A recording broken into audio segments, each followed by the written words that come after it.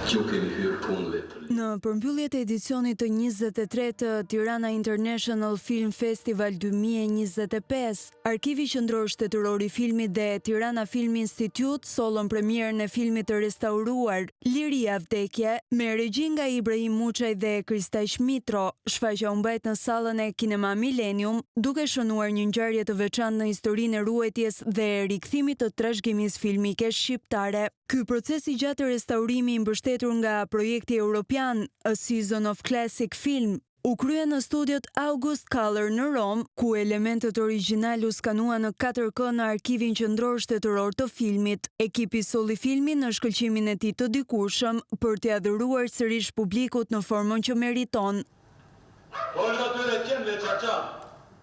Në këtë mbrëmje të veçantë morën pjesë aktorët Timo Floko Kastrioca Ushi, Nikola Lambro dhe piktori i filmit Arben Basha. Emocionet e tyre bën shfaqjen edhe më të paharrueshme. Aktori Timo Floko e ktheu kujtimin e prodhuesve të filmit në një nderim të thellë për kontributin e tyre. Ky film ka 46 vjet përpara dhe njerëz të shuar të këtij produksioni të këtij filmi nuk janë më.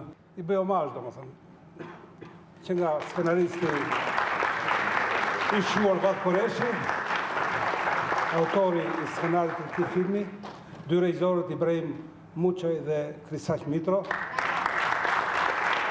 kompozitori të madh Tim Laro. Ndërsa aktori Nikola Lambro u shpreh i emocionuar për mallin që ka për komunikimin me publikun përmes të tilla prodhimeve filmike. Më ka marrë malli shumë për ju. Më ka marrë malli për këta trima që për 4 muaj luftuam, vërtet luftuam, që të sjellim këtë që do të shikojmë sonde të restauruar.